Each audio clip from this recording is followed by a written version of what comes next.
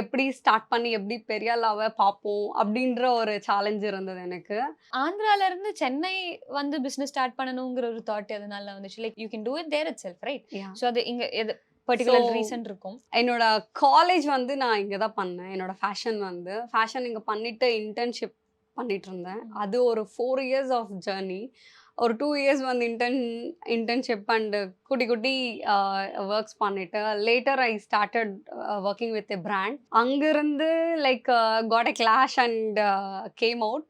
வந்துட்ட பிறகு like it's been a challenging, very challenging. ரொம்ப நெறைய வந்து நம்மளுக்கு என்ன சொல்றது? ஸ்ட்ரகிள்ஸ் இருந்தது அந்த டைம்ல. எப்படி ஸ்டார்ட் பண்ணி எப்படி பெரிய ஆளாவ பார்ப்போம் அப்படின்ற ஒரு சேலஞ்ச் இருந்தது எனக்கு. தென் பேசிக்கலி அந்த டைம்ல கோவிட் வீட்டுக்கு போயிட்டு அங்க இருந்த டைம்ல I had initial plan of starting it in Andhra. Hmm. When I got to know like நீ எப்படி ஸ்டார்ட் பண்ணி எப்படி பெரிய ஆளாவ பார்ப்போம் அப்படின்னு சொல்லிட்டு ஒரு பெரிய ஒரு கான்வர்சேஷன்ஸ் எல்லாம் நடந்ததுக்கு அப்புறமா ஐ டிசைடட் இல்ல நான் சென்னையில தான் ஸ்டார்ட் பண்ணி சென்னையில தான் வாழ்ந்து காமிப்பேன் அப்படின்னு. So this brand is so special. அப்படியே பேபியா கொண்டு வந்து இன்னைக்கு வந்து 5 இயர்ஸ் கழிச்சு ஒரு ஒரு குட் பொசிஷன்ல நாங்க வந்து நிக்கிறது எல்லாம் காட்ஸ் பிளெஸிங் தான். யா